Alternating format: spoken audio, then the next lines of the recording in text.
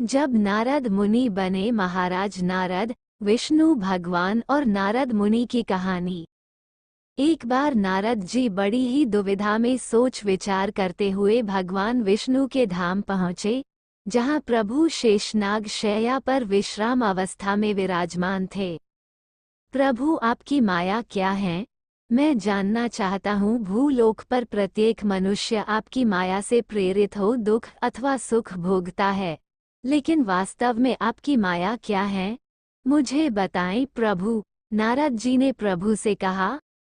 श्री विष्णु भगवान बोले, नारद, यदि तुम्हें मेरी माया जाननी ही है तो उसके लिए तुम्हें मेरे साथ पृथ्वीलोक चलना होगा, जहाँ मैं अपनी माया का प्रत्यक्ष प्रमाण तुम्हें दे सकता हूँ। भगवान विष्णु नारद को ले पहुँचे एक विशाल रेगिस्तान में, जहाँ दूर दूर तक कोई मनुष्य तो क्या जीव जंतु भी दिखाई नहीं पड़ रहा था। नारद जी विष्णु भगवान के पीछे दो रेगिस्तान की गर्म रेत को पार करते हुए आगे बढ़ते रहे। चलते दो नारद जी को मनुष्य की ही भांति गर्मी और भूख प्यास का एहसास होने लगा। तब नारद जी ने कहा, प्रभु, चलते चलते बहुत देर हो गई, लेकिन आपकी माया क्या है, यह आपने अभी तक नहीं समझाया। अभी थोड़ा और चलना है नारद। ये कहते हुए प्रभु आगे बढ़ चले। बहुत अधिक आगे चलने पर भी जब प्रभु की ओर से रुकने का कोई संकेत न मिला, बस फिर तो नारद जी व्याकुल हो उठे। प्रभु, प्रभु, मुझे प्यास लगी है, यदि आपकी आज्ञा हो तो थोड़ा ठहरकर प्यास बुझाई जाए। प्रभु ने कहा, ठीक है, चलो आगे पहले जल की व्यवस्था करते हैं। कुछ दूर चलने पर एक छोटी सी नदी दिखाई पड़ी, जिसको देखकर नारद जी तेजी से अपने कदम बढ़ाते हुए नदी के एक किनारे पर पहुंच गए। नारद मुनि प्रभु की आज्ञा ले उतर गए नदी में अपनी प्यास बुझाने के लिए, लेकिन प्रभु वही नदी के किनारे बैठकर ये सब नज़ारा देख रहे थे।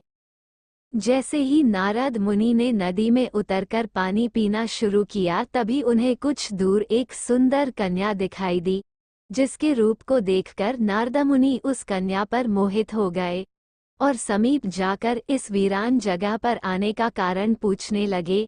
कन्या ने बताया कि वह समीप के ही एक नगर की राजकुमारी है और अपने कुछ सैनिकों के साथ रास्ता भटक गई है। नारद मुनि राजकुमारी के साथ उसके राज्य में पहुंच जाते हैं। राजकुमारी सब हाल अपने पिता से बताती है।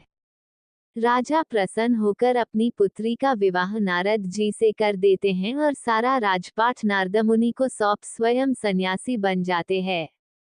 अब तो नारद मुनि महाराज हो गए। मंत्रियों और दरबारियों के साथ पूरा दिन महाराज नारद व्यस्त रहने लगे। समय पर घोड़ा गाड़ी तरह तरह के पकवान दास दसिया हाजिर रहते। नारद इन सब में ये भी भूल चुके थे कि वो प्रभु को नदी किनारे बैठा ही छोड़ आए। समय बीतता गया, नारद को उस राजकुमारी से 2 संतानें भी हो गई। नारद मुनि अपने फलते फूलते राज्य और पुत्रों को देखकर बहुत ही प्रसन्न रहते थे। एक दिन घनघोर वर्षा हुई। 3 दिन तक इतना जल बरसा कि पूरे राज्य में बाढ़ आ गई। राज्य के सब लोग इधर उधर भागने लगे। महाराज नारद भी एक नाव में अपनी पत्नी और दोनों बच्चों को लेकर सुरक्षित स्थान की खोज में चल दिए। बाढ़ इतना भयानक रूप ले चुकी थी कि राज्य से निकलते हुए नारद की पत्नी नाव से नीचे गिर गई और तेज बहाव के साथ ही बह गई।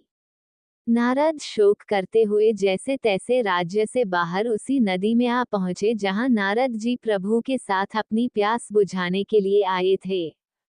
तभी अचानक दोनों बच्चे भी नदी में डूबकर मर जाते हैं।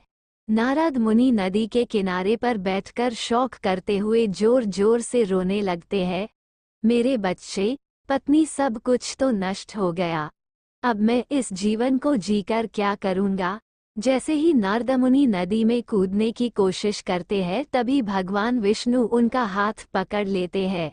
अरे अरे, जरा ठहरो नारद, यही तो थी मेरी माया। जो अब तक तुम्हारे साथ घटित हुआ वो सब मेरी ही माया थी। अब नारद मुनि भली भांति समझ जाते हैं कि पत्नी, बच्चे, राज्य, बाढ़ वो सब केवल प्रभु की ही माया थी। नारद मुनि प्रभु से हाथ जोड़कर बोले, मैं जान गया आपकी माया को, इस पृथ्वी पर जो भी होता है वो सब आपकी माया ही तो है। अब कृपा कर अपने धाम चलने की आज्ञा दीजिए प्रभु। थैंक यू दोस्तों, अगर यह वीडियो आपको अच्छी लगे तो प्लीज़ लाइक करें, शेयर करें, कमेंट करें और हमारे चैनल को सब्सक्राइब करें। Thanks for watching.